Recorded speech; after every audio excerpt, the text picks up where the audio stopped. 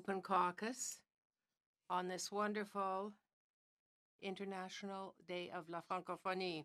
Each year on March 20th, this day is dedicated to the French language, which reunites 300 million speakers in the world. Today, we give ourselves the opportunity to reflect on the place that French has in Canada and its influence in the world.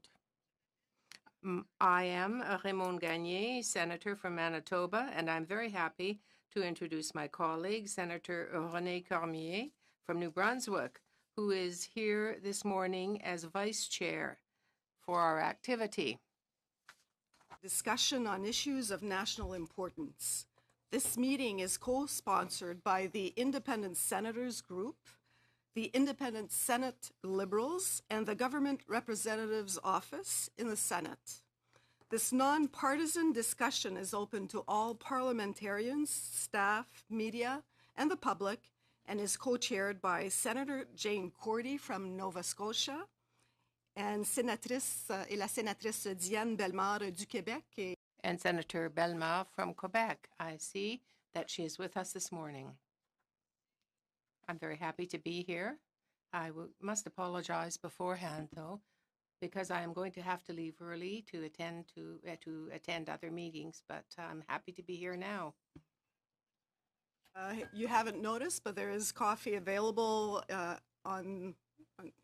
just right outside this room, and for the people that need translation, it is available. Just to mention that Channel 1 is for English and Channel 2 is for French. And we encourage your participation. If you would like to make a comment, ask a question, just let me know and we'll put you on the list. J'aimerais maintenant inviter le... I would like to invite Senator Cormier to take the floor. Thank you, Senator. And good morning, everyone. Welcome. Thank you for coming here so early today to celebrate the International Day of the Francophonie. We are all involved in this. Canada is celebrating its 50th anniversary of the adoption of the Official Languages Act, which recognizes French as having the same status as English in the development and flourishing of Canadian society. This recognition was strengthened in 1982 through the Charter of Rights and Freedoms, which allowed for better protection of linguistic rights of Francophones and Anglophones here in Canada. With respect to the international level, Canada has assumed an important role in the International Order of the Francophonie. Founded in 1970, the IOF brings together many nations that have French speakers in their country. And indeed, I must say that French is the fifth most widely spoken language in the world. Some 700 million people will be speaking it by 2050. And it nonetheless has a minority status in many of the countries where it is spoken. It has, in Canada and the international level, the status of both languages is important. There are dimensions to it, the use of it in terms of the economy, the social and cultural dimensions of the country. But in Canada, from time to time, there is a review of some of the acquired rights of French language communities. Also, if you take into account the multicultural context of Canada, the government's commitment to protecting and revitalizing Indigenous languages and the majorities and minority groups that live here, we have to reflect on how to ensure the future flourishing of French in Canada. This is, in fact, the question we are asking you. Anniversary of the Official Languages Act and the recent challenges faced by official language minority communities each provide us with opportunities to reflect on this issue and to pause to consider the role of French in Canada of 2019. So along with my colleagues around the table, I'm very much looking forward to this discussion. Notre première panéliste. Our first panelist this morning is Professor Stéphanie Chouinard. Dr. Chouinard is a specialist in minority languages here in this country. She's an adjunct professor in political science at RMC in Kingston and has been so since 2017. Her research deals with linguistic systems, the rights of minorities, Indigenous peoples, and the various relations between law and policy. She teaches in the areas of Canadian policy, comparative policy and politics, and also political geography. You have the floor. Good morning, and thank you, everybody, for inviting me. And I wish everyone here a very happy International Day of la Francophonie. We have the opportunity to think about the place of French in Canada. It seems to me that this is something that is very much top of mind recently. Some of our communities have been shaken last fall by decisions that were taken with respect to certain vested interests, acquired rights, and also the first version of the legislation on the Official Languages Act stated clearly that there had to be an oversight on the status of both official languages in Canada. The Senate is very much engaged in this. The Quebec community groups and also associations in the Acadian associations in Canada. This is a vested right that exists and has existed for some 50 years, but we have to look to the future to see what role the Francophonie will be able to play in Canada and the Canada of tomorrow, particularly in relation to Indigenous languages. We should be happy that French is certainly since 1969 has been very much in the forefront of the minds of Canadians. At that time, it was less so, and there were very false ideas that circulated with respect to French's place. At the time, they did think that all Canadas should become bilingual, all Canadians rather should become bilingual. But that was only the first version of the Official Languages Act that was drafted. We had to wait until 1989 for part of the legislation to take effect. At that time, the federal government committed to promoting French in Canada legally, and this is what we thought until the Gaspé decision in 2018. 2018 has not been an easy year for the French fact in Canada, but we in our communities are working. The support from east to west, to the north, to the south in Canada that we hear, and then we also hear some anti-bilingualism reports from New Brunswick have been disappointing. English and Francophone Canada have both spoken out against some political decisions that were made. And that indicates that there, over the 50 years, has been a change in the way that French is perceived. It's not just French is not something that belongs to Quebec as a private language, but it's something that belongs to the public domain. We are moving towards equality, but there is much yet to be done. We can be happy about the fact that this progression receives a consensus in the minds of Canadians now. The official languages is very much promoted for new arrivals in Canada, much more than it was in the past. In the past, the motto was multiculturalism bilingualism in a multicultural framework. And that is one of the sources of Canada's strength and wealth in Canada. And we do have the instances of second and third generation Canadians who have become bilingual. French has not lost its relevancy. And very often people complain about the fact that they do not have enough access to their second official language. But there are challenges for French. The dialogue is not working. when minority communities are perhaps reviewed and looked at more closely when they don't have access to the courts. Dans son poids démographique. And also, if we do not grow with respect to the proportion of the rest of the population, young people are moving away to major cities where they run the risk of becoming assimilated, losing their language, where their language is not practiced as much as it would be at home. And the target of 5% new arrivals, Francophone new arrivals, that the federal government in the provinces reached agreement upon, even if it is not reached, should remain as an ideal. But the Official Languages Act is certainly not a panacea.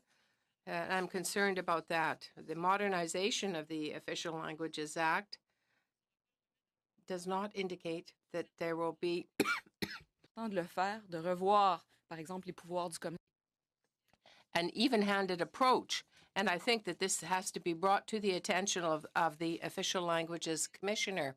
There has to be a real policy that will be implemented and will be the true reflection of the Official Languages Act. It is in this way that we will be able to mitigate the impact of assimilation and civilization on languages. I'm thinking now of Part 7 of the legislation where the Gascon decision figures. It was something that was proposed by that decision. It seems to me a very important angle of the discussion. We need to have our legislators showing more desire to act on this Gascon decision. Also, we have the 300 million people who speak this language internationally throughout the world. It's one of the only truly international languages in the world. And Canada has benefited from this support.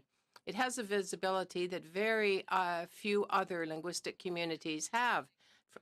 La Francophonie is international, and it reflects the incredible wealth of the heritage of Canada. This is a background that we can draw on, that we can celebrate, and that we can use in the world. But the French language is the other official language. English is the language of the Commonwealth. French is the language of La Francophonie. The two exist side by side. But I find it difficult to understand why very little has been done for the other native speakers here in Canada, for the Cree, for the Ojibwe, thousands and indeed millions of native speakers of their languages. There is no linguistic community that is international in nature. Canada is the only place in the world where these languages are spoken, aside from Inuktitut and somewhat spoken in Alaska. So we must realize that it is more than time to act before those Indigenous languages disappear. In the 60s, Aboriginal communities, Indigenous communities, elsewhere had little place. But in the 1970s, the Indigenous people, during the constitutional conferences, protested that they did not have a place at the table. And much the same for Meech Lake. They didn't have a place in the evolution of the linguistic evolution in Canada. This is something that is peculiar to Canada, that must be protected, must be conserved. People in our Francophone community are asking themselves, well, what would that mean if we give some space to Indigenous languages in Canada? They should be happy to participate in this process. I think that they are afraid, though, some of them, that certain aspects of French's place in Canada may be endangered. To my mind, it's absolutely essential and possible to have space given to Indigenous languages in Canada with no loss to French or English. We must be partners in this undertaking. Francophones and Anglophones have to participate in the resistance to a single language in Canada.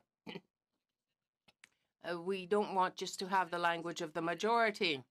The federal government has tried to act. It seems to me that it's a step in the right direction. It has reflected the responsibility of all levels of government, not just the federal government. Let me dream now. Swiss has Romanche that is spoken by 0.5% of the population. Why can't New Brunswick recognize Ola Stokiwik and the Mi'kmaq languages on its territory? I know it's not that simple for all provinces. I'm aware of that. But in New Brunswick, there are 2 languages that are Indigenous. It seems to me that the time is more than right for this discussion in 2019. A year that is the International Year of Indigenous Languages, as proclaimed by the UN. I wanted to seize the opportunity today, the day of the Francophonie, and it seems to me the natural ally would be that of Indigenous languages. They should work together, and I do hope that collaboration between the 2 promoters of these interests will be fruitful. I thank you, and once again, I wish you happy International La Francophonie Day. Panelist this morning is Dr. Michael McMillan, professor at Mount St. Vincent University in Nova Scotia. Dr. McMillan's areas of research interest include Canadian politics, political theory, and public policy. 2 of his principal areas of research interest are human rights and democratic theory. He has published a number of articles on issues regarding language rights, language policy, and language conflict, culminating in his book, The Practice of Language Rights in Canada, published in 1998 by the University of Toronto Press. This book was shortlisted for the prestigious Donner Prize for the best book in public policy published in that year. So welcome, Mr. McMillan, and you have the floor. Thank you very much. Better turn this thing back on. They're going to do it. They're going to do it. Okay, lovely. I love it when everybody handles the technology besides me. Don't touch any Don't buttons. touch the red I button. got the message. Okay, all right, good enough. All right. Good morning, all. I'm like to begin by thanking the organizers of this event for inviting me to participate in this timely discussion. These issues are certainly front and center. I'm going to speak specifically to whether or not the Official Languages Act is accomplishing its objectives, and possibly from that speak to some broader concerns and link up a little bit with Stephanie's comments about vitality to some degree. In some ways, I'm going to be treading ground that you're all familiar with, but I think it's important when we're talking about what has the OLA accomplished to remind ourselves where we started and where we are now. I think the answer that we come from doing that is that it is a resounding success in achieving its original core policy goals within federal jurisdiction. A carefully phrased statement of achievement there, which rules out possibly other elements of discussion. As you all know, the By and By Commission report flagged some fundamental problems back in the 1960s concerning the status of the French fact in the government of Canada. Overwhelmingly, the federal government functioned in English so that Francophones could not get government services in their own language in many parts of the country. Within the public administration itself, Francophones were systematically underrepresented in the federal public service, both in terms of overall presence and in terms of their distribution in the hierarchy of the public service. It was almost an inverse correlation between the level of the position and the percentage of Francophones occupying it. And then finally, if you were so fortunate as to have a position within the federal public service, you are almost certainly not going to be able to function in your own language. So this was those were three fundamental elements that were flagged in among a series of other things that were flagged in the by and by report, and they recommended that the government of Canada should do something significant in terms of rectifying those imbalances. And the Official Languages Act was the principal, but not the only policy response to achieve progress in those areas.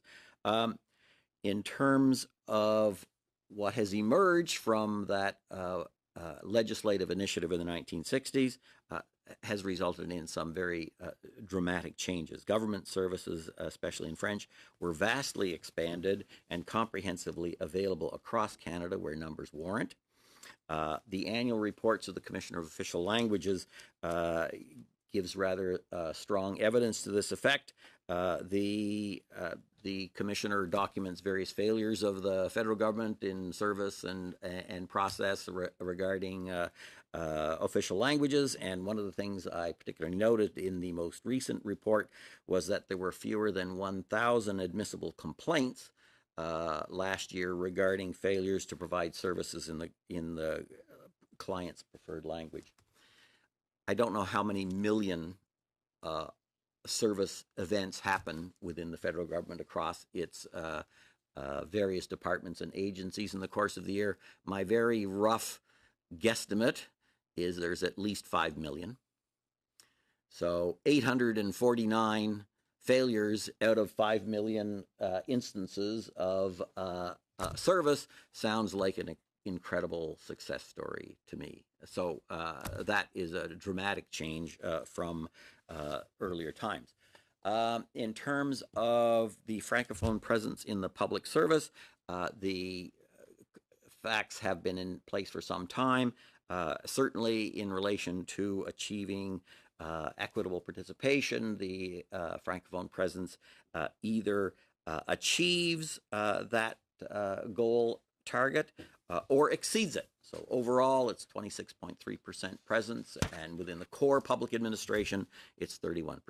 And those stats come from the Treasury Board annual report on official languages. So in that second area, it's made a dramatic change from what was the case when the legislation was passed in the first place.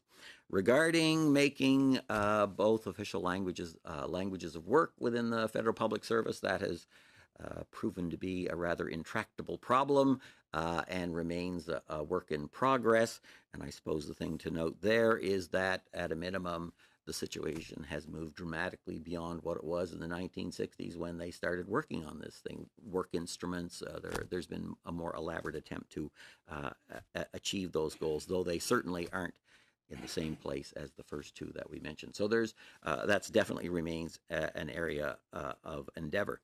Now, above and beyond the OLA, but stemming from the same set of concerns, I think it's really important to emphasize that there are critical policies for official language community support entrenched in the Constitution that affects all provinces, and that is specifically Section 23 of Entitlement to Official Language Minority Education.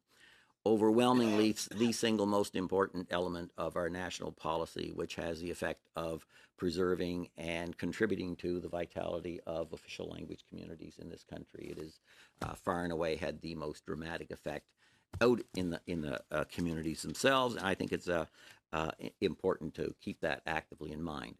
A dramatic change from what used to be the case, and I always thought it remarkable that the highest rates of enrollment in French immersion programs are in Calgary, Alberta.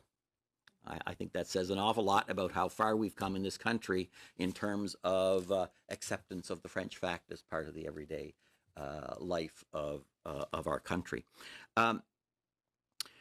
More broadly, another hope, Stephanie pointed out certain aspects of it, was to encourage public support for having a bilingual country, the policy of official bilingualism in Canada. And so one of the hopes was that by pursuing these policies that they would cultivate public opinion in that regard. So one of the things I wanted to focus to is address the question of where are we in terms of a public consensus regarding official bilingualism in Canada.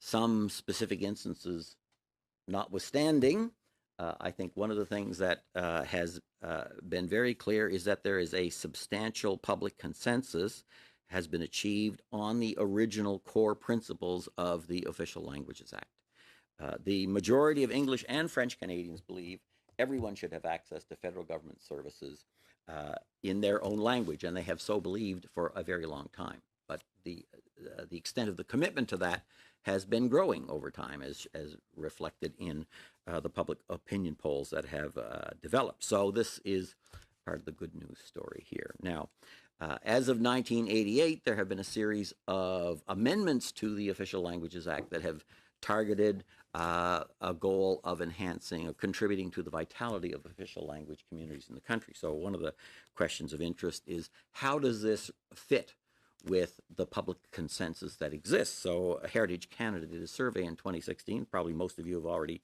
read the results. I'll just emphasize a couple of points and then raise a third. In those surveys, there were two areas of majority support that emerged among both Anglophones and Francophones on what areas would they like to see enhanced through the extension of the OLA. One was to expanded access to federal government services in the client's preferred language, because it's not universal, though it is extensive. And the second was to improve access to quality education for official language minorities, i.e. extensions of the traditional activities that have been done. Regarding broader action to support the vitality of official language minority communities, a majority of Francophones, 59%, and a plurality of Anglophones, 47%, support such initiatives. So there's a less robust consensus on activities on that front, at least as revealed in that one survey, but something around a basic majority of the public seem to be on side.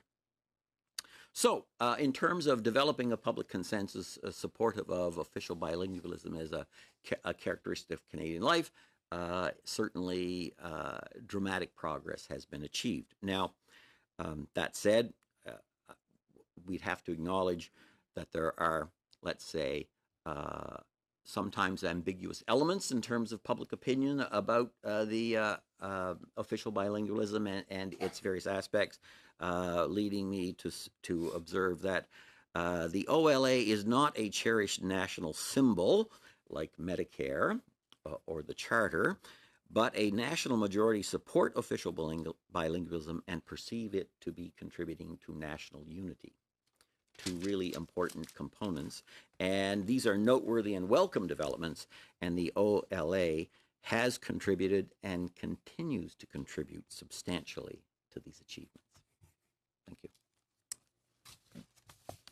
Thank you so much, Dr. McMillan, for those thoughtful presentation. I'm sure that's going to, ça va susciter des questions, certainement. I'm sure that this will lead to a variety of questions once we get to the question period. By Professor Benoît Pelletier. Benoît Pelletier est avocat de formation et professeur. He is a lawyer by trade and is a professor of constitutional law, civil law section at the University of Ottawa. He was member for the riding of Chapleau-Outaouais from 1998 to 2008, and then was a minister in the Quebec government from 2003 to 2008. He was responsible for intergovernmental affairs within Canada, Canadian Francophonie, Indigenous affairs, and the reform of democratic institutions. He has published widely, scientifically, and elsewhere, and has participated in many conferences within Canada and abroad. You have the floor, Dr. Pelletier. Thank you for inviting me to speak this morning on this day, which is such a symbolic day. It's a very significant one for Francophones in Canada, for Francophiles, and why not for all Canadians. The French language, you know, literally inhabits me. just like many of you. It defines me to a large extent. It gives me access to a broader world. And I might say, given the international character of French, that the French language gives me access to the world. And it's precisely because I like the French language, I love the French language, that I am able to speak to Quebec territory. But I don't want to see French restricted to Quebec. I want to see it spread throughout Canada and well beyond Canada, as we all know. But that summarizes the philosophy that I promoted during my career in la Francophonie canadienne. I never wanted the French language to be seen as something merely territorial. I wanted it to be well beyond the border of Quebec, although I was a Quebec politician. But I wanted people beyond Quebec to be very aware of this pan-Canadian reality, which is the existence, the development, the flourishing, the vitality of Francophone and Acadian communities in Canada. This is something that Quebec is part of Quebec, and to which and which resonates with Quebec in its entirety.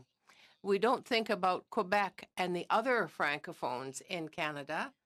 I believe that there has to be a unity amongst Francophones throughout Canada, with, of course, the support of Francophiles. The French language, as I said at the outset, is part of me, who I am, my identity. And any person who does not defend his or her language does not defend his or her self. It comes down to that. We have the duty and the moral duty to defend our language. And in my case, the one that I identify with most, which is the French language. I don't think I have to say that the French language is not a language like all other languages, and it shouldn't be treated like just any other language in Canada. And I don't think it has to be stated that it would be that we have to support duality and bilingualism in Canada. That's something I'll come back to in my presentation. But first, let me deal with bilingualism. Bilingualism is founded on the presence in Canada of two official languages that enjoy equality, at least theoretically, constitutionally, judicially, in terms of use and in terms of status. That constitutional bilingualism cannot be rescinded. It cannot be abolished in compliance with the rule of unanimity. That means that bilingualism in Canada is constitutionally protected. And it assumes that protection, constitutional protection, from the House of Commons, from the Senate, and from all provinces in Canada. So this is a protection for the future, for decades to come, which is very efficient and which anchors bilingualism in Canada. But be careful here, because in the Charter of Rights and Freedoms, do we find a provision where numbers warrant? Yes. Or where the number of children is sufficient, or where, again, numbers warrant. I'm thinking of sections 20 and 23 with respect to the language in which a government service is delivered, and the language in which the minority group is taught.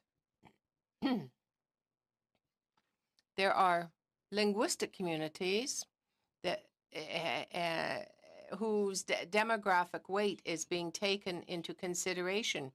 And in particular, the French fact, Francophone linguistic groups, that when you look to the future may vary. And you have to see how this may be different in terms of the constitutional guarantee. These linguistic rights are going to be guaranteed, but does it depend upon the weighting of the Francophone community in Canada as opposed to other communities? This charter, our Charter of Rights and Freedoms, stands beside the Official Languages Act. And we call it the Charter of Rights and Freedoms in Canada. This is something that has a constitutional, quasi-constitutional status in Canada, but it enjoys legislative primacy. That's what I mean by the words that I am using. And I don't understand why that isn't the same for other legislation containing certain provisions. But these are things that perhaps, excuse me, that escape me at the moment. But perhaps the modernization of the legislation that I'm thinking of, the Official Languages Act, will take this notion of primacy, legislative primacy, into consideration. In certain cases, the law applies where there is a sufficient demand. Cases, this is the case of Section 23, the language of communication and services. It also is the case for 23 in terms of services offered to travelers. So you see here, once again, that in terms of the enforcement of the OLA, the demographic changes in the future may well be a factor that will have to be taken into consideration in terms of the balance of weighting given to official languages. I support the idea of modernizing the Official Languages Act, I must say. And during our question period today, I certainly would be very happy to go deeper into this matter if you so choose. That being said, this is a major piece of legislation that recognizes language rights at the level of the federal government.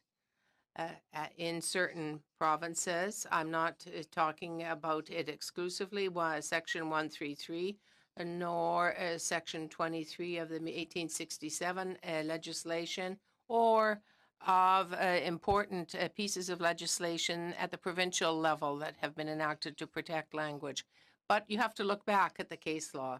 In terms of case law, the Supreme Court of Canada, in particular, sets out that language rights must be interpreted broadly, generously, freely, liberally, in all circumstances. Whether or not in a constitutional text or in a legislative text, a single act of legislation, that broad application is applied to language rights by the Supreme Court. And the Supreme Court opened the door in some of its rulings to the possibility of taking into account the context in which language rights are enshrined, are described.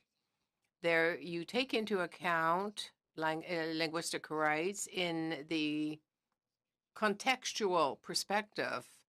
That means that it might eventually be possible for at some time in the future for the Supreme Court to read asymmetrically language rights. I'm not able to talk about the provinces, and particularly Quebec. I can't say that to date the Supreme Court has established jurisprudence in terms of language rights for this asymmetrical reading. But that may be for the future when I say that the Supreme Court takes into account the different contexts, particularly the context of Quebec, where it is majority, where French is a majority, but a minority language elsewhere in Canada. It has to be seen in its social context, which is peculiar to Quebec. We also have to take into account, when we examine language rights, our federal reality. We live in a federation. There are many aspects of language rights that are attached to the provincial jurisdiction. It's the case for education, which is provincial in jurisdiction. Also, there are provinces that, to use a word that is somewhat weak in circumstances, there is some hesitation in some provinces to act on that, to protect language rights in education, which are nonetheless constitutionally guaranteed.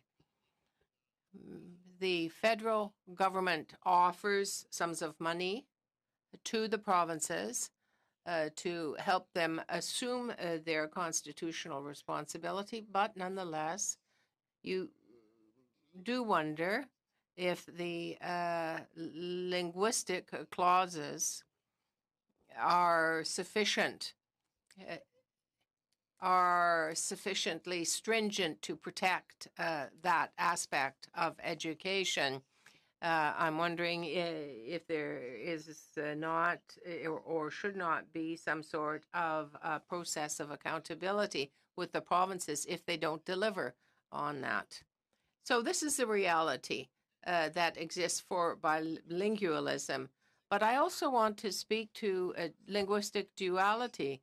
Linguistic duality can be defined as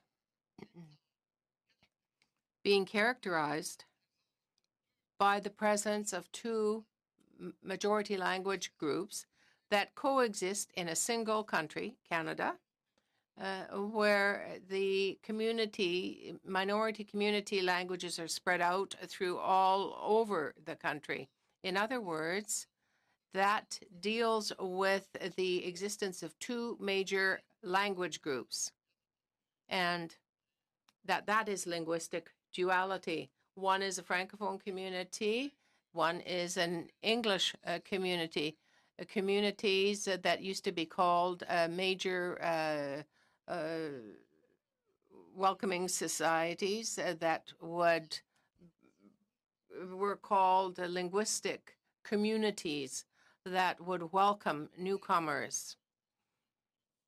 I think that this concept of linguistic duality is quite interesting, and I'm convinced about the coexistence of these two large linguistic communities that really arise from synergy, from dynamics, from, in some way, if I might say, a merger, a fusion that contributes to Canada's wealth, to the richness of the tapestry in Canada. And you see that throughout the country. In other words, when you talk about bilingualism, you're talking about personal choice. That is the personal choice between English or French. But when you talk about linguistic duality, we're talking about cohabitation of two large linguistic groups, one having an influence on the other, and together they create a special synergy that evolves over time to become a fundamental characteristic of what Canada is. So in conclusion, I would say that to my mind, there's nothing incompatible between bilingualism and multiculturalism. Each evolves in its own zone, And I might go so far as to say that the French language is really multicultural in itself. The French language is made up of many accents, many pronunciations, many words that vary from one country to another where French is spoken, from a variety of cultures.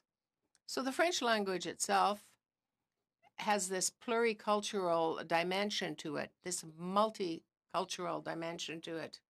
And when we, now just to touch on Indigenous peoples, I refer to Section 23 of the Charter, which states that Sections 16 to 20 have no effect are not intended to affect the past or present or future laws, customs of languages other than French and English. So the Charter is not going to interpret in any way the situation of Indigenous languages. But Stephanie spoke to an issue that goes well beyond what is in the Charter. It is the formal recognition of Indigenous languages as official languages of this country. That issue is a matter that will have to be answered over the coming years. I recently attended a symposium at the University of Ottawa on Canadian Francophonie, and most of the speakers, in the light of this solidarity that Doug Ford's cuts produced in terms of francophones and francophiles, all speakers talked about the importance of supporting the French fact in Canada. I probably agree that the concept of a French Canada amongst francophones is part of the collective awareness. And this leads to a sensitization, an awareness of the solidarity that we have seen over the past weeks that has been demonstrated by those people in Ontario who are Franco-Ontarians. Thank you. Thank you very much indeed, Professor Pelletier, for this very interesting presentation. It certainly enriches our thoughts about the place of French in Canada and where we are here on Canadian territory. So now what I'd like to do is to open up this question period to you for people who would like to speak. Just indicate to me whether or not you would like to ask a question. I'm going to begin with Senator Mercer, who has a question. You raised your hand. You were one of the first to raise your hand, so I'll give you the floor first, and then Senator Joyal will follow. Thank you very much, Chair. The progress that we've made since the adoption of the Official Language Act. But I want to draw your attention to the fact that because we've made progress, that means that we need to be diligent in maintaining that progress that we've made or maintaining traditions that have happened. I raised this issue last night in the Senate, and I'll raise it here today amongst people who should have a great concern. I'm a senator for Nova Scotia. There are 10 senators from Nova Scotia. In my lifetime, this is the first time when we've had a full complement of senators from Nova Scotia appointed, that there's not been a francophone among those 10. The Acadian population in Nova Scotia is an extremely important part of our culture, important part of our province. And through this new method that the Prime Minister has created to appoint senators, it may or may not be, the two colleagues here are products of that system. It may or may not be a good thing. I don't know in the long run. But traditions need to be honored. Minority groups need to be protected in the appointment process, not just of senators, but in other appointed bodies, to make sure that the linguistic groups don't go unrepresented. If this were Quebec and there was no Anglophone senators from Quebec, all hell would be breaking loose, quite frankly. This is Nova Scotia. There are 10 senators for Nova Scotia, and none of them are Acadians. I apologize for my intervention in English only, but I can assure you that the French language is doing much better in my family since the official languages came in with my son, my daughter-in-law, and my 2 grandchildren. My grandchildren will be educated in the second language. So I have to run off to the same meeting Senator Bellemare just ran off to. But I didn't want to leave without making sure that you were aware of the problem and need to draw the attention of others to the problem. These traditions are important. For example, in Manitoba, it's always been a tradition that at least one of the senators from Manitoba, Senator Gagné, be a Francophone. We can't lose that ground that's already been there. So in my province, until I retire, because I'm the next, I think the next to retire from the 10 in a couple of years. Hopefully when I go, that if they haven't fixed it by then, that they'll fix it by appointing a Francophone to replace me. But you need to draw the attention of government to focus on, okay, you may come up with a new method to appoint senators, but you cannot forget the traditions and the protection of linguistic minorities. And I'm not going to talk about the Mi'kmaq people, although we do have at least one Mi'kmaq out of the 10. But still, you've got it, and it looks like you've lost it, but let's make sure we've only lost it for a couple of years. Thank you, colleagues. Sorry, I have to run. Thank you for those comments, and I'll ask the panelists to comment after. And I just wanted to mention there's also in Alberta where we had Senator Claudette Tardif, and she has been replaced. But la communauté franco-albertaine n'est certainement pas représentée. The Franco-Albertan community is not represented. Example. Would any of the panelists like to comment? Oui, je vais commencer, professeur. Oui, allez-y. Oh, sorry. I guess I could have said exactly the same thing that the senator did, that in my family has benefited dramatically from the Official Languages Act. Both of my sons graduated from French Immersion, and one of the really interesting things about them starting, I mean, we're in Fall River, Nova Scotia, which does not have an identifiable Francophone component. I mean, there are a few, they're among our friends, but I mean, nothing that would show up on any kind of eligible for where numbers warrant thing. And when my first son was starting school, the other parents said, okay, here's the way it is. You want to get your kid in French immersion, and you want to get him in band. You get those two things combined gives you the best education, and you're surrounded by the best students in the school, because you have to work harder to do both and be in school than anything else. So it's really quite remarkable how prestigious French immersion is among the and of course we have French language schools for the Francophone community that we've got them all around. But it really is a remarkable change that really has become sort of the rules of thumb for parents about how to and of course it expands the number of people who are familiar with both official languages as well. Okay, thank you. Yes, what I may say is that one of the roles of the Senate is to protect minorities and to represent minorities, including, of course, linguistic minorities.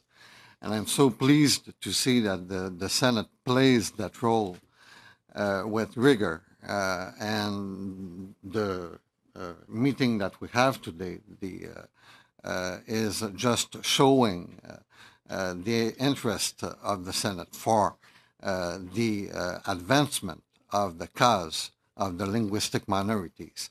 This being said, I would also say that everything that is said about immersion courses and the youth generation which learns French shows that we have been able over the years to make sure that bilingualism be seen in Canada as a source of pride. And I think that that was one of the major goals of the Official Languages Act at the beginning, and that goal has been mostly achieved. Now, I would say that bilingualism is not just well accepted by most Canadians, it's also a source of pride for most Canadians. And of course, it's part of Canada's identity too. So I think that the criticisms about the Official Languages Act sometimes are too hard, are too harsh, and in my view, we should also recognize the good things that this act has made for Canada and the evolution of the situation since its adoption in 1969.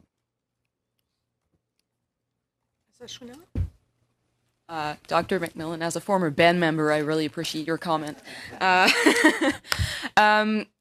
Oui, la question des conventions constitutionnelles. Yes, this whole issue of appointments to the Senate and language conventions that have to be protected is quite an issue. I know that we all have an interest, but also a duty to point out to legislators that we are looking at them, we are watching them, and we expect them to have a representation for our communities, to have our communities included at every level. When there's no quota in the House of Commons, with the exception of certain ridings that are considered protected, like Acadie-Bathurst, for example, but there are no protected seats, really, for Francophones in the House of Commons. But French immersion now, immersion programs for Anglophones is something that is of interest. We are looking at the problems presented by immersion, and there is a lack of qualified instructors for immersion programs. I remember one of your former colleagues, Senator Jaffer, who seemed concerned about the fact that there was no right to learning the second language for all people, for minorities, and for the majority as well. It would seem that, we learn English on the school benches, at school itself, in the majority of our communities, but there is no a language learning provided for the second language throughout Canada.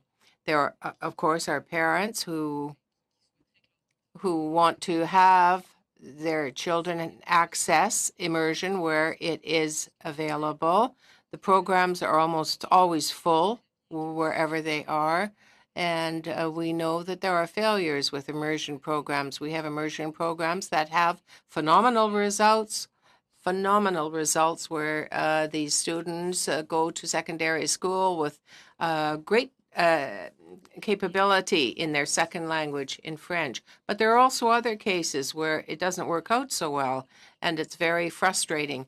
That is something that should be looked at more closely. It should be considered from the perspective of the majority, because that is an interest that is very present. It's something that concerns me. When I look at New Brunswick, in a province like New Brunswick, immersion programs are becoming a political pawn, where they are looking at immersion programs, taking a second look at them in that light. Should we reinvest in these programs? Yes, not take away monies from those programs. And that is a problem, a serious one in the future. Thank you, Senator Joyal. Thank you very much, Chair. Comments and the Professeur évidemment Pelletier et Professor Pelletier and the lady from RMC. or observation. La première, c'est que la langue au Canada The first is this. Language in Canada is political. is political. It's not essentially cultural. When I mean that political, it's because you are essentially having two groups fronting one another.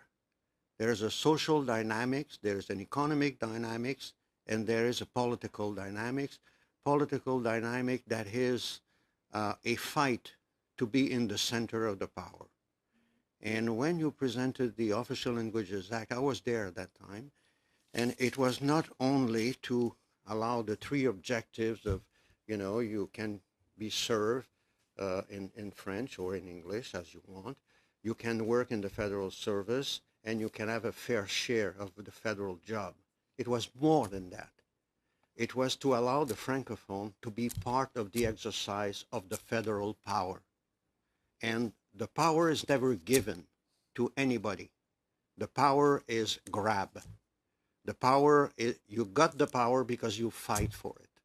And that's the essential elements of the dynamics that is, in my opinion, at the base of the ideal of linguistic equality. And I have lived that for the last 50 years.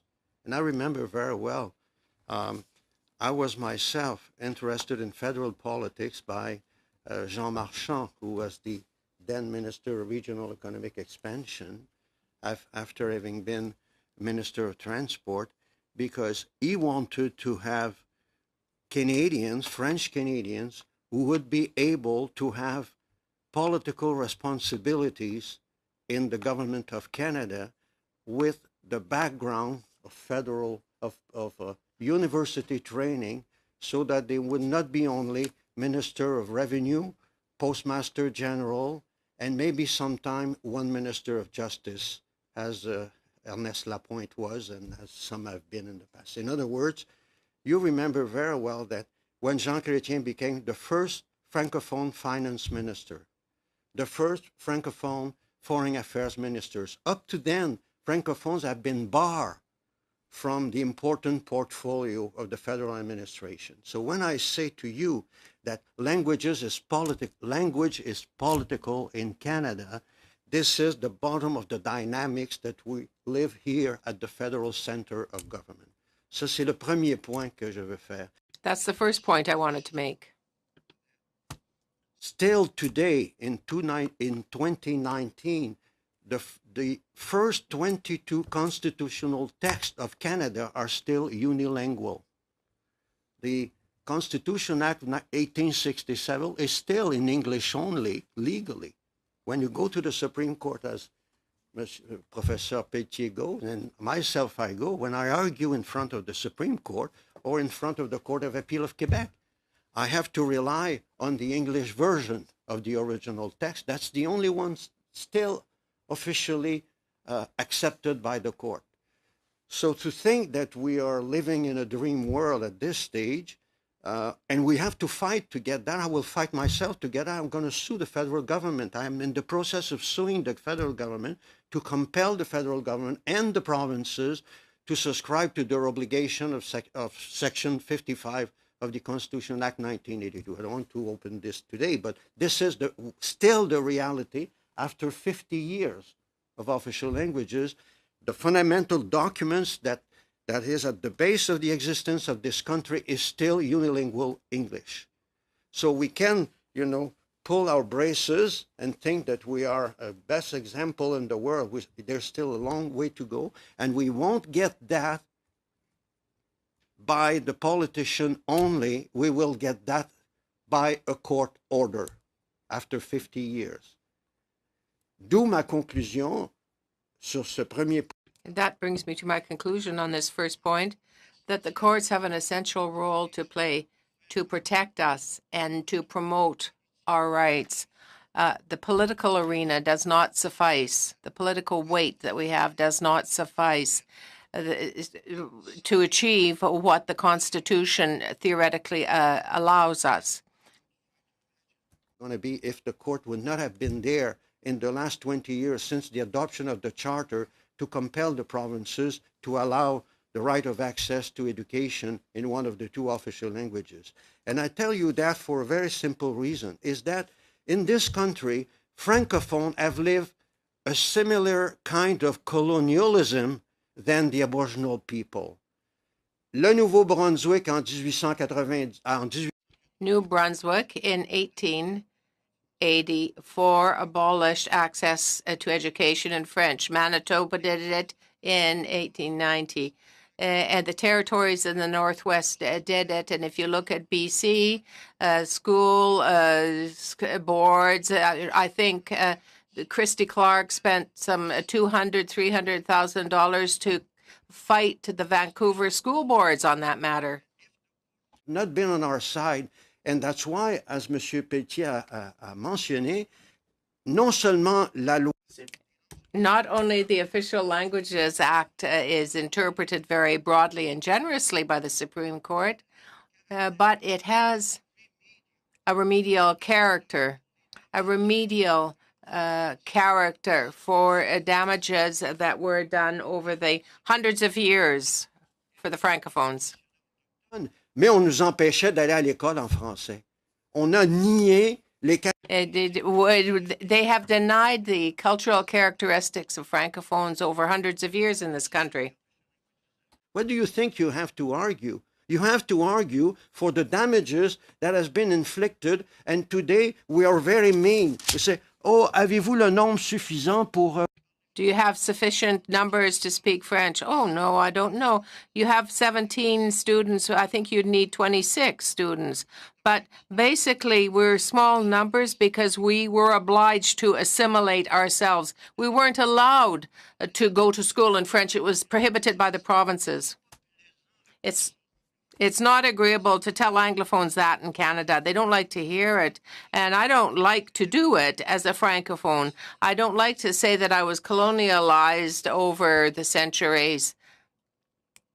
We were colonized. And the indigenous peoples were colonized. When I see the Montagnais that only speak French, maybe I should be speaking Montagnais if they can only speak French. So in 2009, since 2009, I have brought in 3 cases dealing with this. Finally, the government has decided to move on it. But I'm of the opinion that the minority that fights for it will only succeed when there is a common front with other minorities. What is done for one minority will run off on other minorities. As Mr. Pelletier said so well, there is a dynamic that will emerge. That dynamic will exist because the courts are there, and we can go before the courts when there are court challenges. You know, do you remember the court challenges program? It was abolished in 1992 and also in 2007. And when the Conservatives reestablished it, it's because Graham Fraser, the Official Languages Commissioner of the day, threatened them. You know, we see it in the Ontario government, the Ford government. Do you think it is a government that is generous with Francophone in this province? I mean, you know, to me, the answer is there. That's the reality. That's why my first conclusion is language is political in this country. And if you leave the floor, somebody else will take it, and you're going to be side and marginalized. That's my first comment. Mon second commentaire. My second comment deals with the unity of Francophones in Canada. Mr. Pelletier, I'm sorry, I'm older than you are, but I was in the room in 1977 when Quebec separated from other Francophones in Canada. It was colleague Jacques-Yvan Morin that was presiding over the symposium. My position is very clear. I am a French-speaking Canadian. I'm a French Canadian. I say that. Why? Because I want you to recognize the contribution made by Joe Fafard, a sculptor in New Brunswick. He is a relative of my great-great-great-grandmother, Marielle Fafard. Do you think that Joe Fafard, because he lived for 100 years in Saskatchewan, rather, that he has nothing to do with the Saskatchewan Fafards? Are we to have one Quebec nationality, or he in the same country would not be able to have the same original historical roots as me? Even though we don't speak the same language, there's something false in this. There's something erroneous. We know that many Francophone communities outside of Quebec are migrants. They came to Canada. They went to Quebec because they could live off the land with 22 kids and whatnot. But at a certain point in time, they couldn't do that. They had to pack up and move elsewhere in Canada.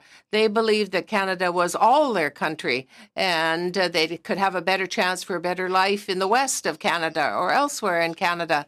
Well, happily, the Parti Québécois that I referenced earlier was not able to make us separate physically, but they separated us ideologically. And as long as I'm here, I'm not part of the Francophone community only restricted to Quebec, because part of my family moved out to Saskatchewan. We have Denise Bombardier, who's making everybody laugh on Tout le monde en parle about the matter at hand, Ford and the universities. Everybody said, well, if Canada is to survive, can we do something in common if we don't want Quebec to separate? I publish books, The Myth of Napoleon in French Canada, for example. When I proposed the title for that, he said it would be better to put the myth of Napoleon in Quebec only, because Napoleon was a Francophone. And I said, no, it's for all of Canada. I showed him in my manuscript in the book that we are all part of the same community, that large cultural linguistic community in Canada, and Quebec tried to separate us. They tried to separate us ideologically. We did not separate, but I think the time has come to formally strengthen linkages between all communities. In 2020, we're going to have a major gathering where all communities will come together together to strengthen their ties, just as in 1967 Jacques-Yves Morin tried to sever all those ties between Francophones within Quebec and elsewhere. Parizeau talked about the corpse was still warm, and some other comments that I have forgotten. But this is, I feel insulted, personally insulted by all of this. But the members of my family that live elsewhere in Canada, well, they're going to die. And when I go to see them in Saskatchewan, I speak to them in English. There's something basically wrong with this situation for Canada. And I think that this year, all the elements are in place to strengthen the communities. Of course, we're trying to correct 50 years of brainwashing. I know it takes time. I agree with you, but I see the elements, I see things in place that will allow us to strengthen ties throughout Canada, to have a strong policy for the French language throughout Canada. And that is in the DNA of Canada. That is what we're here for. We're here to protect all minorities, but we are a minority. And there's always confrontation between minority and majorities. As Senator Mercy said, a unilingual Anglophone who understands, though, what the dynamic is for Francophones in Canada. That's what makes us Canada. And I believe that the French language is not only useful for Canada, but it is something that defines Canada, that makes Canada fulfill its destiny. you talk about the first Official Languages Act. I've got no problem. I'm a liberal. Section 55, all that's all good. But I'm focused on the importance of language as politics. It is political. We have to use that. You have to seize power. You have to go out after power. Nobody's going to hand you power. And as a Francophone, we've been weakened by Quebec when it wanted to secede, when it wanted not to be part of Canada. As you said, the Liberal Party of Quebec at the federal level has tried to defend the conception of what this country is. And that conception, Mr. Professor, you are quite right, Professor.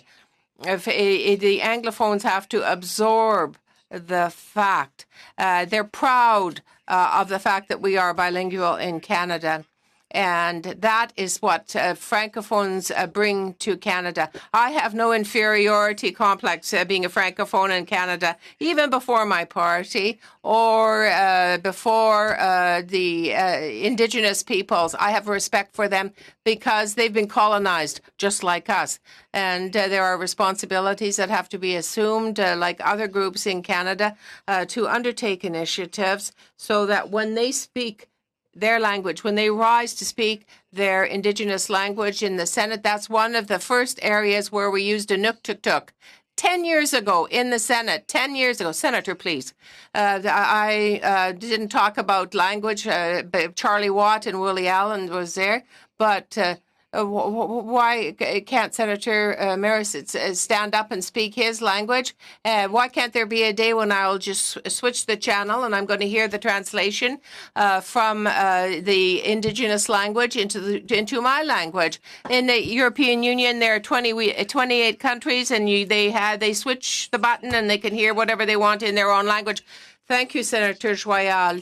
I'm just carried away. I apologize. I'm so carried away by all of this. Yes, I was starting to be afraid, Senator Joyal. Maybe I should have pressed the panic button. Yeah, the panic button. Call the constables in. I see that there is... We are truly drawn in by this. We have to do something. It's urgent that we do something here in Canada. And when we start talking about official languages in Canada, the blood boils. This is a pressing issue. Our panelists certainly have brought about this strong reaction. And perhaps Senator Joyal's words, I would like one of our panelists to react.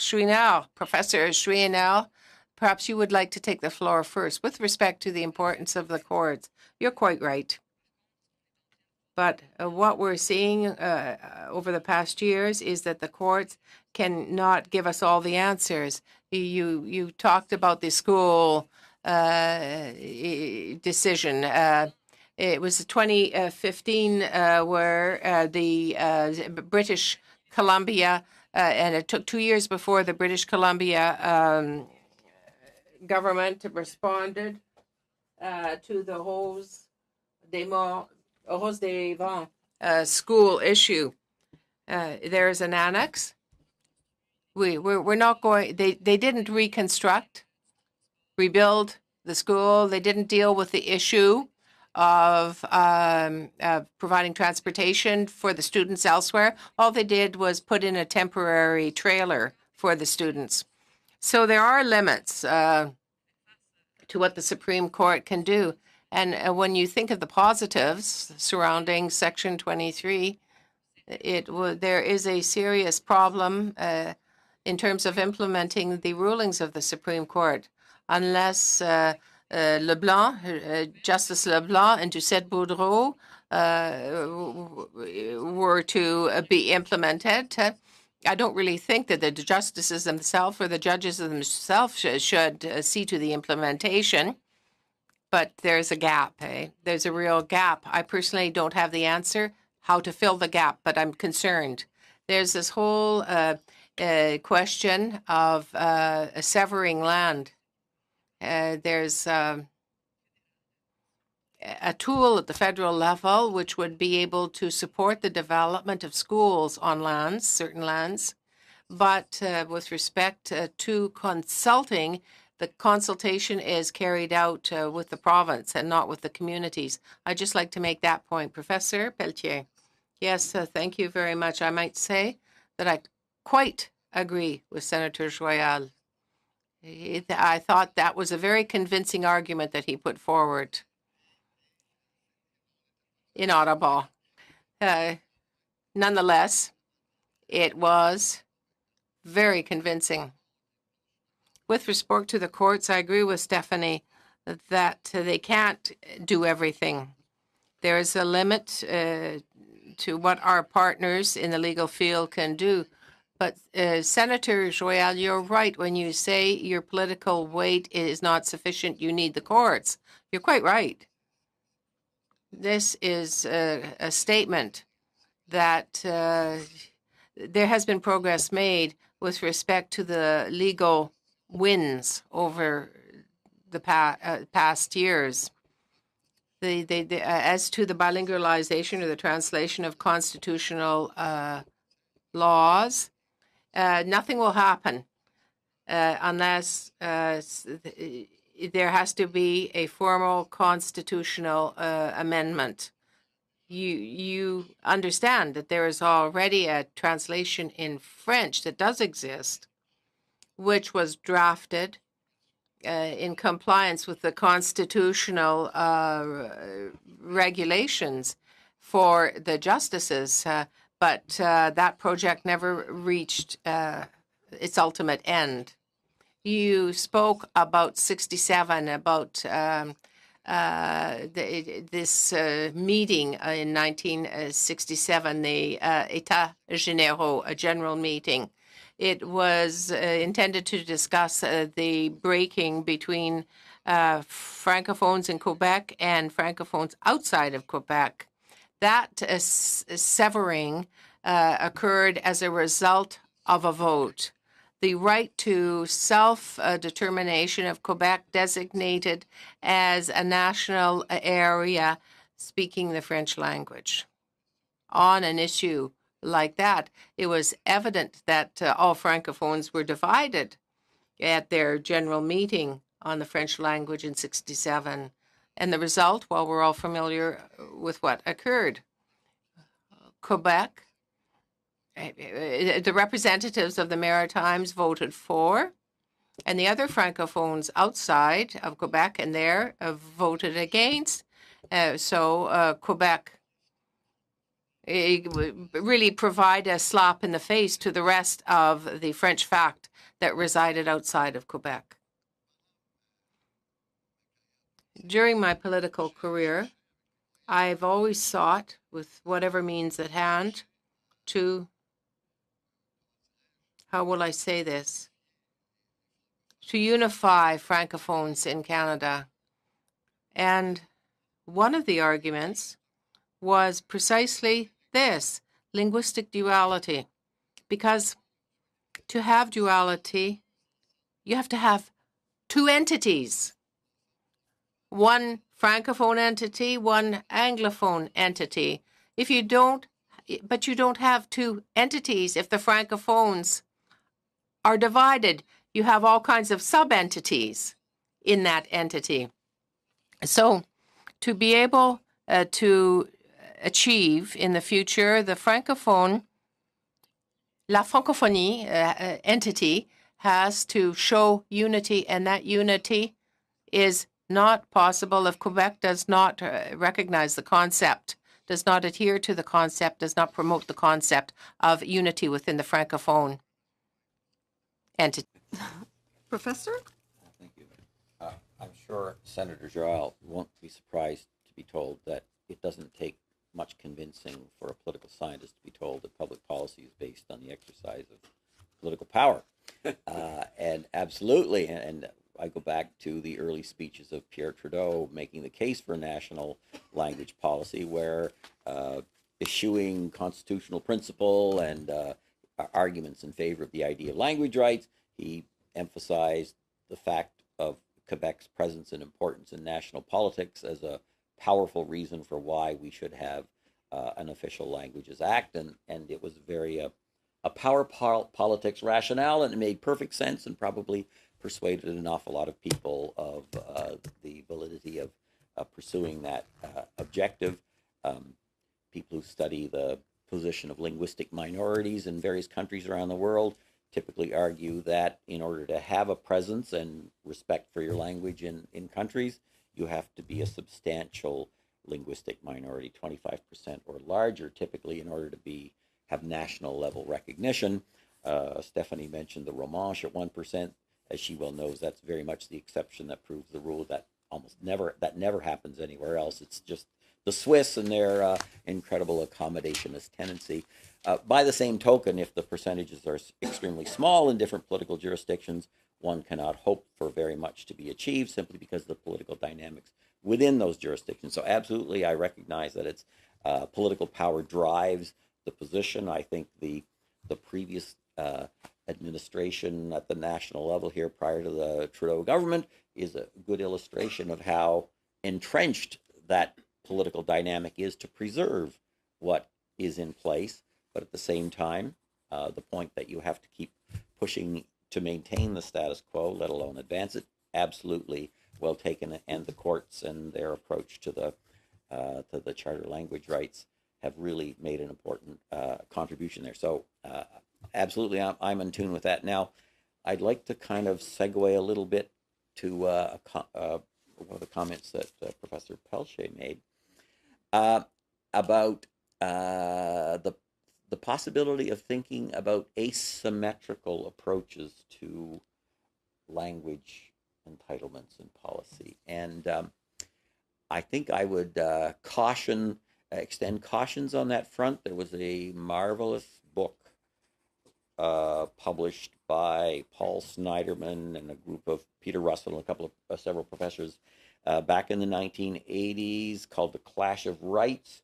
It is the most comprehensive and thorough study of the Canadian Charter of Rights and Freedoms and public response to it that has been done. Chapter 7 is devoted to language, and one of the interesting things that comes through there is that the support for the existing regime of language rights in Canada among Anglophones in particular is very much driven by the importance of reciprocity, is the phrase that they use, but the idea that the rights that one language group has is paralleled by language rights that the other group has. And that really means that when we start moving in asymmetrical directions, we run into the distinct possibility that we will undermine public support for the policy that is in place.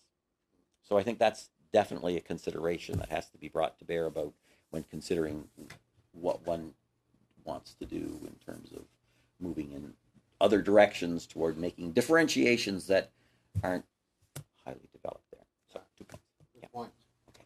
Merci beaucoup. J'ai deux autres. I have two other names, Mr. Léger, Madame Bruyette. Mr. Léger, thank you very much for inviting us this morning. It's very much appreciated. I am very happy to participate in this meeting on the French language and official languages in Canada. I'm Jean Léger, Director General of Francophone colleges in Canada and Cégep. I will thank Mr.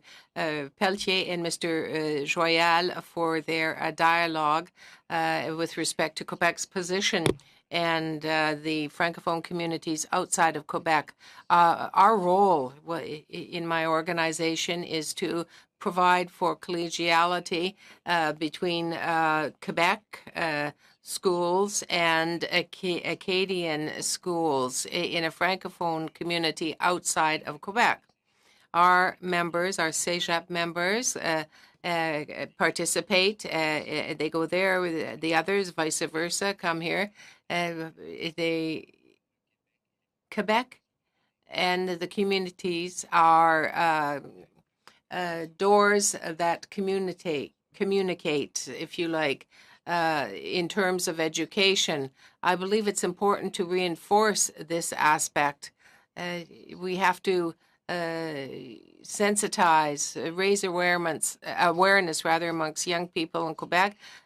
Since '69, people have entrenched positions, but I would say that you have to hedge your bets for the future on the young people and make them aware of what should be done. I think we could have a summit organized in Quebec City or elsewhere in Quebec that would be a throwback to the États généraux meeting that you described for young people, young Francophones who are Quebecers and young Francophones from outside of Quebec. That would be a great idea. There is a fragility that exists in terms of what are acquired rights. I've lived in Nova Scotia I'm living in New Brunswick now, but for a long time in Nova Scotia, Gérald Comeau was the representative. He was the Francophone senator. He is gone now, and we don't have a Francophone senator from Nova Scotia. I am underlining what Senator Mercer said. Perhaps attention should be drawn to that fact. In terms of the Canadian Charter of Rights and Freedoms, we want to create some equality throughout Canada, and there might be a possibility of reopening it to ensure that there is this representation in terms of linguistic rights in areas. You talked about, Sir, quasi-constitutional, almost like quasiment, like we would say in Acadian. Why did you say this act, the OLA, should have some legal sway over all other legislation? I thought that it was at the level of federal legislation, so I don't understand your use of the word quasi in French. Maybe you could explain that to me. My last point is this. In terms of jurisdictions, we saw the federal budget yesterday. The federal government seems to want to redirect itself towards enriching certain groups of Canadians for today's economy, providing them with skills that they will need in tomorrow's economy. Why couldn't the linguistic skills of Canadians be furthered by the federal government? Why could there not be in the OLA a reflection of that need? Essential skills that could be enshrined, linguistic skills that could be enshrined. I always call you Professor Benoit. No, I don't know why I'm doing that, but I know a Professor Benoit who's a good colleague of mine that I like very much. I apologize for saying the wrong name all the time. Quasi-constitutional is a law that is not constitutional, but is almost constitutional. In certain cases, you say that the OLA is quasi-constitutional or constitutional, but you have to be careful using that expression. A constitutional act is an act that cannot be amended by a single order from the government or a single type of provision that could be generated by the Parliament of Canada. A constitutional legislation cannot be amended except for special circumstances, but the OLA can be amended by the Parliament of Canada on its own, acting on its own. So I can't say it's strictly speaking, is a piece of constitutional legislation. It's quasi-constitutional, but we recognize how important it is in Canadian society. Beyond its significance, there is the legislative primacy that has to be considered. That means that the OLA has primacy over other federal legislation in cases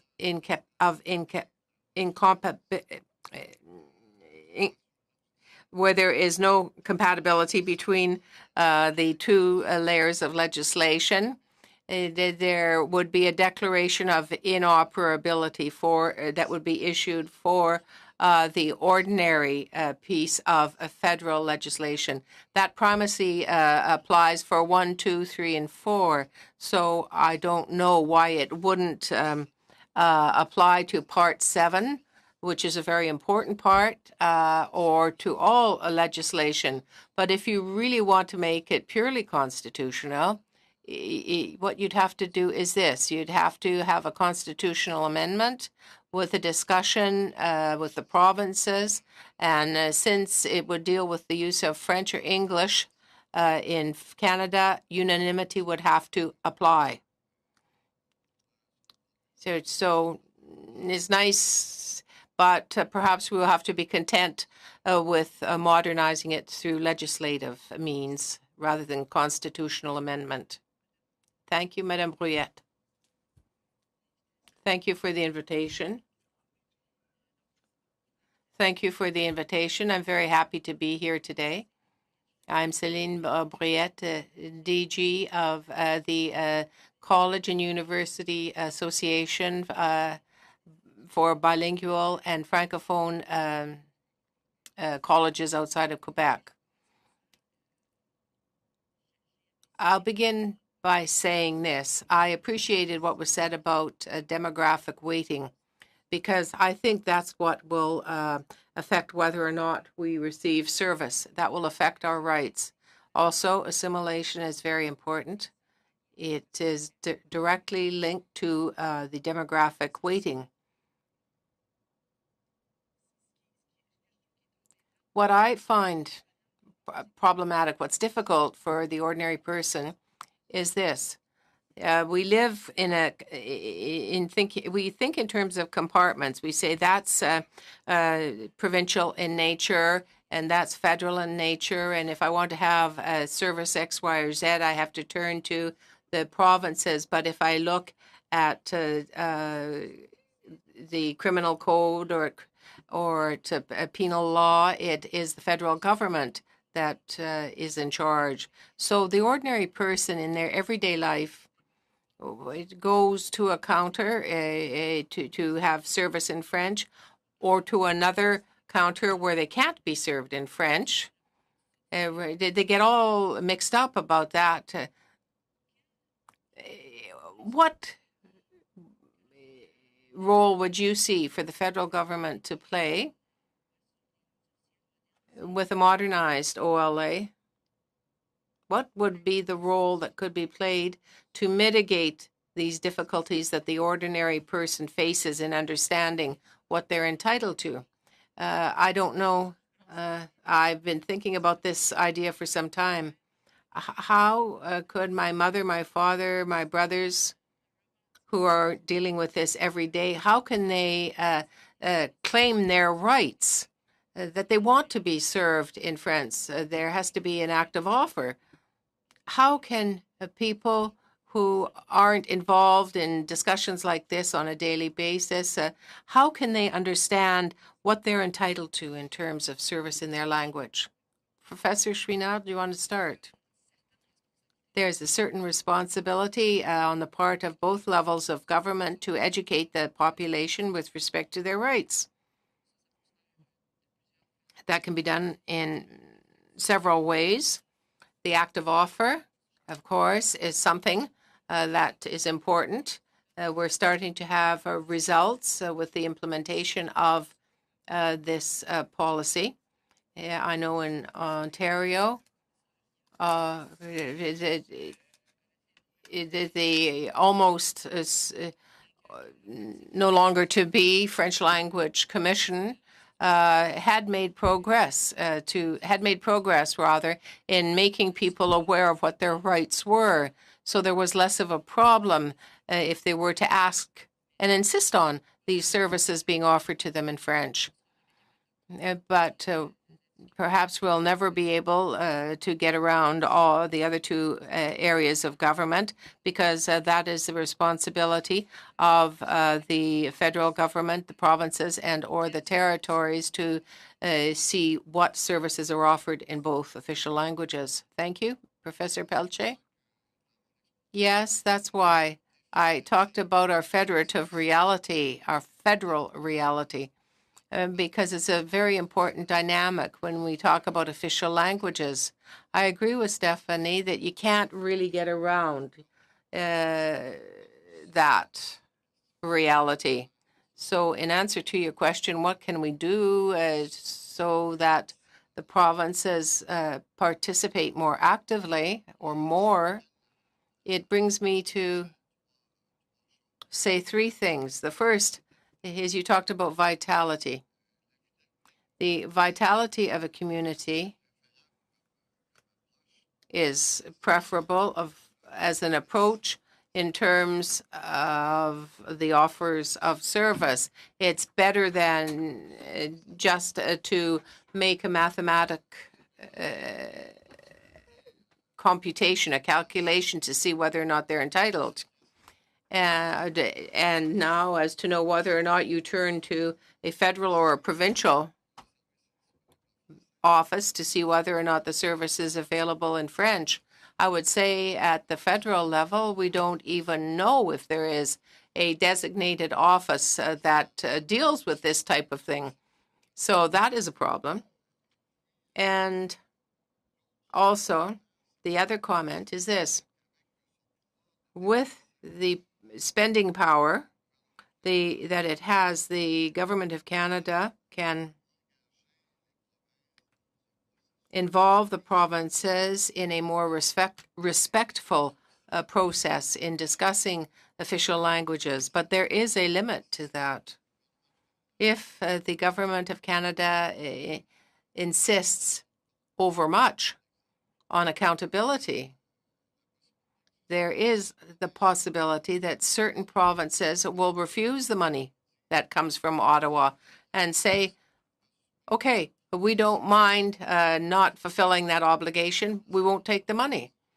If there is too much stringency in terms of accountability that is imposed on the provinces, because the provinces do have a level of autonomy that they want to safeguard. The senators have to think about that in the context of the modernization of the Official Languages Act. The question you raised, I'm reminded that there was a concerted attempt to do exactly what you're asking about back in the early 70s.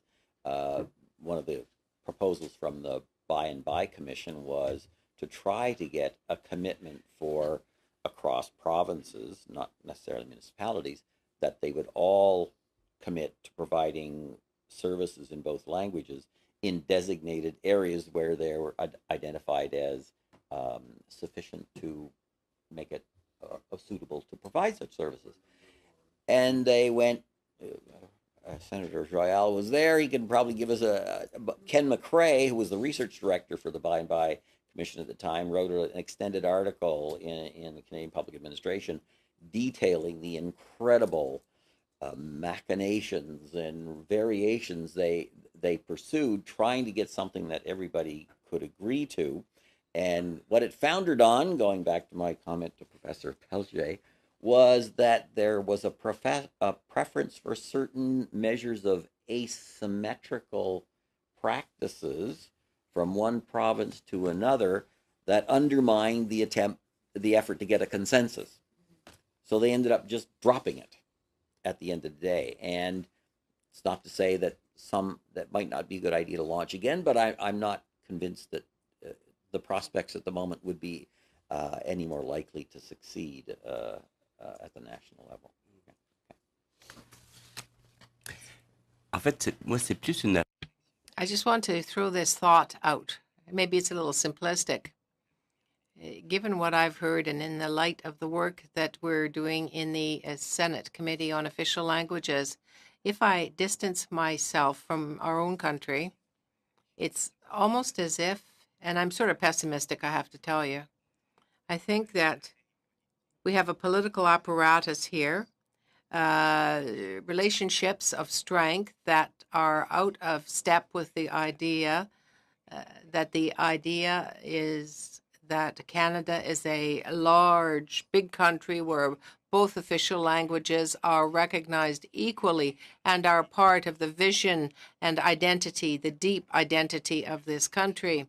I think that in our work, when we talk amongst ourselves rather as Francophones, I always have the impression that we haven't been able to mobilize the majority, the Quebec majority that we talked about earlier, and the English majority elsewhere.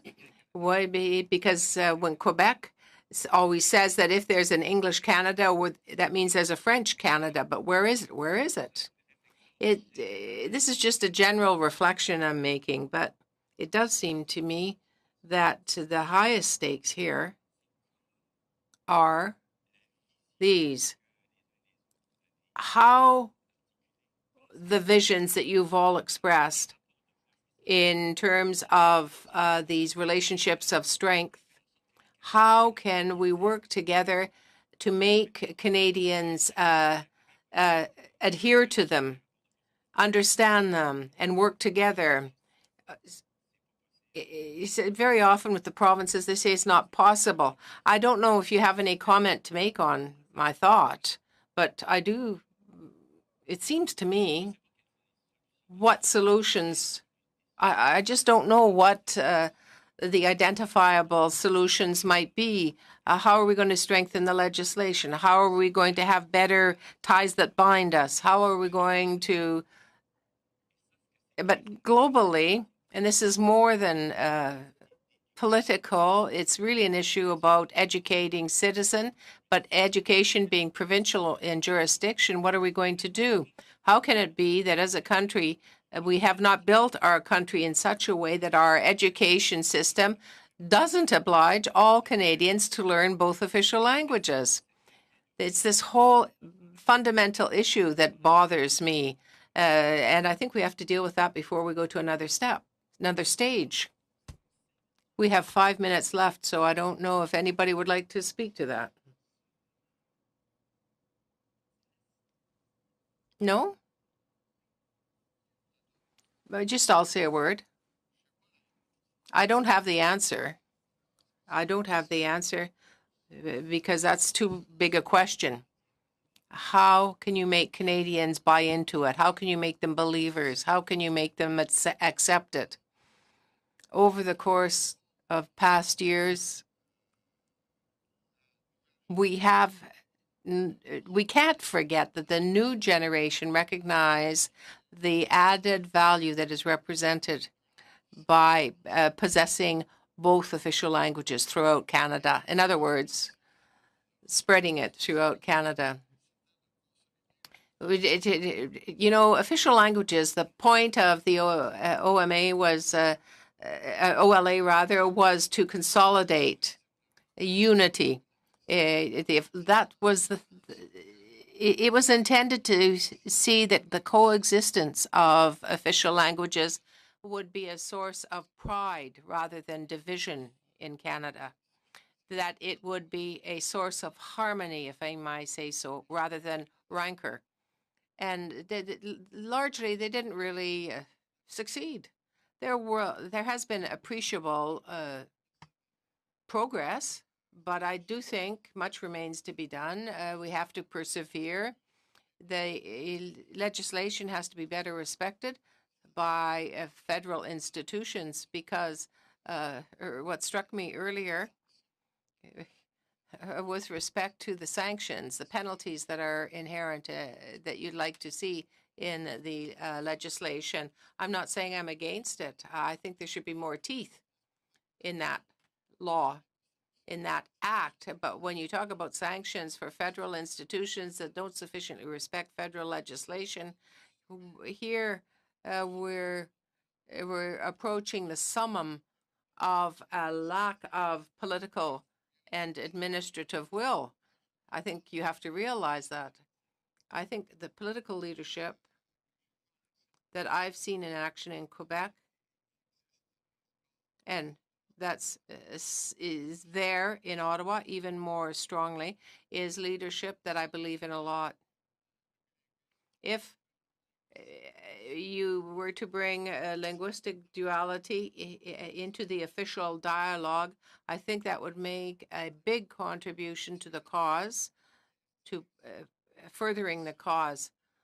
Most Canadians, they say, if I can't, even though I can't speak both official languages, I want my children to be bilingual, to speak both official languages, because I know that will help them in the future. Parents understand that. That this is a tool that is going to be able to promote the best interests of their children in the future. And we have to do more to make people aware of that. So anybody who wants the last word? Professor? Perhaps one of the best ways of answering would be to deconstruct this myth about official languages and that it deals with the French fact. There is a workshop that I'm organizing on official languages, the 25th anniversary, the 50th anniversary of official languages, and we're going to have a lot of conversation about it amongst Francophones, and I think that that's going to be a good thing. Some of those workshops. So I look forward to the discussion, and